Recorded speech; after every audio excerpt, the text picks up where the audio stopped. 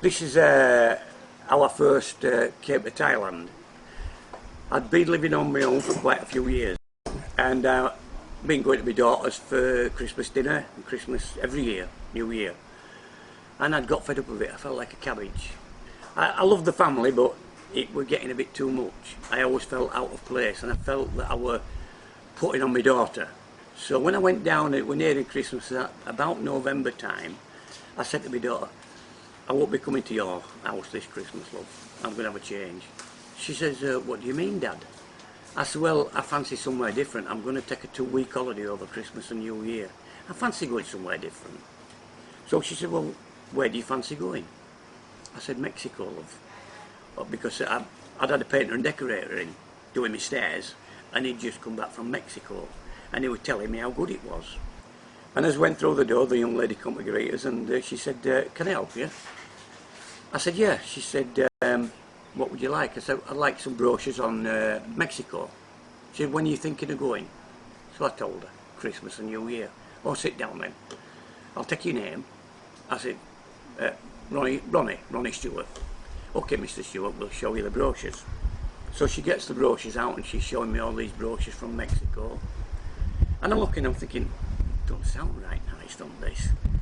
Well, it doesn't sound that good, to be honest with you. So I said to her, I'm sorry, love, there's not really that I fancy there. It doesn't sound so good. So we got up to go, and she said, are you sure there's nothing else we can help you with, Mr. Stewart? I said, well, I got to the door, and I thought, oh, I'd been watching a programme on the TV called Bangkok Bound, and I'd seen this beautiful temple and these beautiful buildings. The architecture was fantastic. I liked the dragons and everything about it. So I thought, oh yes. I said, have you got anything on Thailand? She said, come and sit down, Mr. Stewart, we'll get something out for you. So she gets all the brochures on Thailand and puts them on the table. And I'm looking, I'm thinking, oh, it's nice as that. And she's showing me one or two. She said, this one's a good one. She says, it's Phuket. She said, but I can't tell you what hotel you'll get, because it's a hotel on arrival. It's designated hotel on arrival. So she said, but other than that, I can tell you all about Phuket. So she showed me all the brochures on Phuket. And it sounded really nice. So I said, I'll take that, love. So I got it, and it was a package deal. It was not expensive, it was very surprisingly cheap. So I took the package deal, and I flew to Phuket on the 23rd of December, arriving there the 24th. I gets to Phuket, now it's early hours of the morning, it's still coming light when we arrived.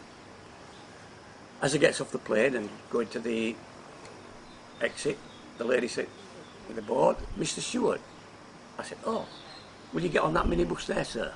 I said, yes. So it gets on the minibus. And when it was full, it set off. And on the way to where we were going, it was dropping people off at various little locations. And they weren't very nice looking. I'm thinking, oh, maybe I've done the wrong thing here. I don't really know. But I'm hoping it's going to be okay. Anyway, after about 5 or 6 drop-offs, she turned off the road, at the right side of the road, and down this long lane to a big roundabout. And at the roundabout, there was a massive, beautiful building. The hotel looked fabulous. I thought, wow, there must be somebody lucky here. So anyway, they opened the doors, and he said, Mr. Stewart. I couldn't believe it. I thought, oh my God. And that was my first impression and my first introduction to Thailand. It was just amazing. She takes me into the registry, into the reception, and these 2 beautiful Thai ladies, all in Thai costume, with nice long dangly earrings and nice Thai style headpiece.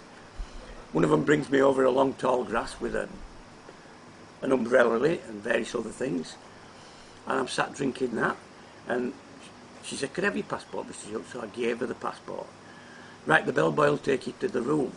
So the bellboy takes me to the room, and I goes in, I'm thinking, this can't be for me. This cannot be for me. I can't believe this. The room was massive, with 2 king-size beds in it. And I walked in, there's a big walk-in wardrobe. Go through the wardrobe, outside the wardrobe, into the next door, it's just a toilet area. And at the side of the toilet, this massive big shower area. It was huge. I was thinking, Christ almighty. So I comes out and I sits down and I opens up the TV cabinet. And there was a TV there, bigger than I'd ever seen in the UK. But it was a big box type cabinet. It wasn't a modern TV like today, but it was huge. And underneath there's two doors, I opened them. And there's a minibar with everything you could think of in it. Oh my God. So I opens it up, then I thought, well, a little bit nosy. Opens the sliding doors and overlooks the swimming pool. It was amazing with palm trees and little waterfalls, and it was absolutely stunning. And I thought, this can't be right. This isn't for me.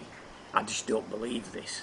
You know, so I come back in and I thought, well, I was feeling tired because it's a long old haul, and I thought I'll get a couple of hours sleep. And they'll probably wake me and tell me they've given me the wrong room. So I got showered, got into bed and went to sleep. I woke up about 2:30 in the afternoon, and I thought to myself, I'll have a walk down, have a look around, see what's going off. As I got downstairs, I looks across and there's these 4 townhouses with like shops underneath, and there's a young man outside, a foreigner. So I thought I'll go and ask him what's the best place to go. So I went across and I said to him, excuse me mate, what's going off and where do I get anything? So he told me, he said, well, there won't be no going off on now, it all happens tonight, and you want to go to Patong Beach, and you want soy bangla and soy sea dragon, and that's where you'll get all the entertainment and everything. And how do I get there? Well, you walk up that long lane you came down, and there's little red minibuses. Well, they're like minibuses, but we call them tuk-tuks. You get on that and ask him to take you to Soy Bangla. You get off there and you walk up, and Soy Sea Dragon is on your left-hand side going up. I said, well, can you help me? He said, why, what could I do? I said, well, I've come to this hotel, and I said, they've taken me up to a room, and it's got 2 king-size beds in it. I said, it's massive. I said, it's like new. I said, I can't believe. I think they've given me the wrong room. And the hotel looks new. He said, well, actually, it's brand new. It only opened yesterday. And the owners have just said, get bums in rooms. We want to fill it. It don't matter what it costs, fill it for Christmas and New Year. And then we'll start to pull a bit of money in from the various entertainment and food and everything else, but it'll get the hotel going. Then I went back to the room. I thought, I'll wait here till tonight, you know, and I'll go down tonight. So I went back to the room, I stopped in the room till it started getting a bit dark, and got ready to go down the town. As I'm going down the stairs and I get to the bottom near the reception area, the bellboy said, Mr. Stewart, can you follow me? So he took me down the side of the swimming pool, and there's all tables laid out, all in a row, and a big loads of tables there with big food showreels on, loads of food, and at the back of us a big stage, and it's all lit up beautiful, and all the trees had fairy lights all the way around them and up the backs and up on the branches. It looked really fantastic. It looked very wintry. Anyway, he sat me down at a table with my name on, Mr. Stewart. He said, right, when you're ready you can get up and go along and they'll serve you, just tell them what you want and they'll give you it. So I'm walking along and I'm looking in these trays and I'll have some of that, some of that, and some of that. All things that I'd never seen before, all new to me. But I thought, well, with rice on the end, so it goes back and sits down and I'm enjoying my meal. And then this lady comes on the stage, the lights dimmed a little bit and the lights over the stage lit up. And this lady comes on and she's speaking in Thai and English. Your entertainment for tonight will be coming on shortly. Oh, very good. Entertainment as well. So anyway, we sat down and all of a sudden this load of schoolgirls, a very lot of schoolgirls, all in Thai costume, beautiful. They look fabulous. All gets on the stage and it's like a big choir. All of a sudden they start singing, we wish you a Merry Christmas, we wish you a Merry Christmas. And they went on and they did 5 Christmas carols, all in English. And it was absolutely amazing. It just made you feel like Christmas, because it was the 24th of December. So it was fantastic. Anyway, when they finished, and I'd just about finished my meal, the young man said, if you want any sweet or go to that table there. So I went up and helped myself to some sweet and various other things. And it was absolutely fabulous. I just thought, wow, what a welcoming. And after that, I got up and I thought, well, I'll go get the BART bus and I'll go downtown, see what's going on. So when I got there, I told the BART bus, soy Bangla, please. He stopped at the bottom of soy Bangla and I got off. And I'm walking up soy Bangla, and it's very nice, quite a few tourists about. And when I get to soy Sea Dragon, I look on and I'm expecting bars like we have in Europe, like we have in England. And there are all these little shacks, the little kiosks, and each kiosk's got about 10 to 15 girls, loads of girls, all young and beautiful. And I thought, well, I'll have a beer. So I goes in the first one, and she said, can I help you? I said, yeah, I'll have a beer, please. So she gets me a beer, and I sat down. She said, would you like to play games? I said, no, not really, I'm not into games. So she started talking to me. She knew some English, but it was like broken English. It was okay, I could understand her. And then when she's talking to me, her hand goes on my leg. And she starts going up my shorts with her hand. I said, oh, and I was a bit embarrassed, to be honest with you. So I finished my drink off and I thought, oh, I'll go somewhere else. So I goes to another bar, and it's much the same. Hello, welcome, hello, welcome. So I goes in and sits down and has a beer. And the young lady comes up, very beautiful, sits with me and gets out a big checkerboard game. I don't know what it was called, but yellow and red checks. And she starts dropping them in and tells me what I've got to do. So I start playing with her. And then she brings out another board game, which is like 9 keys with all numbers on. And she throws the dice into this box, 2 dice, and whatever number comes up, you have to flip over that number, 5. So it closes it. And the idea is to get them all down with the numbers that you turn on the dice. I could never win it. She would it 3 times. Anyway, I left that bar. She said, where are you going? I said, I'm going to have a couple more bars. So each bar I went in, it was always, hello, welcome, and it was very unusual, but very nice. And every one of the young ladies were very beautiful, and they treat you well. Towards the end of the night, I'd had a few drinks and I was getting to feel a bit tired, so I thought, well, okay, I'll finish off at the first bar I went to. So I went back to the first bar, and the young lady said, oh, you come back. I said, yes, can I have a beer, please? So I had 1 beer. Oh, where you go now? I said, I go back to the hotel. I'm very tired, I only fly in this morning. Oh, I come with you. I said, what? She said, I come with you. Give lady 200 baht, I come with you. So I thought, oh. So I gave the lady 200 baht and off we goes. Gets the songtel back to the hotel. Fantastic. Unbelievable. Never ever in my life did I dream of anything like that. So anyway, I had the full 14 days in Phuket. Every day was fabulous.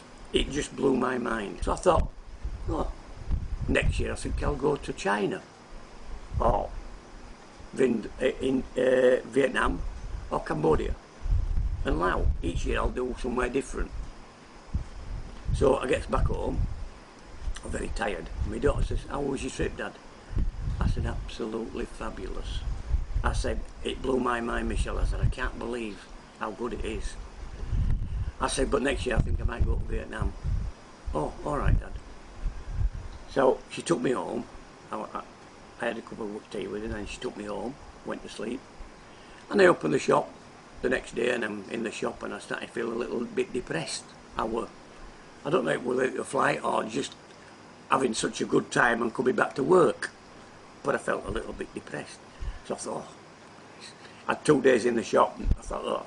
I closed the shop and I went down to Lumpoli, and I booked another holiday in Thailand for April for 1 month, and I couldn't believe how lovely the Thai people were. I couldn't believe how friendly they were, and I couldn't believe how beautiful Thailand really was. And I thought the next time I go there, I probably will go somewhere different. I might start in Phuket, but I want to see something different because it's such a beautiful place and they are such lovely people. And since then, I've been married to my wife now 22 years. Thai lady. I've moved to Thailand full time. She has changed my view of Thailand. She has changed my whole life. Thailand is such a fabulous place. The people are lovely, and it's a fantastic time of life to finish my years.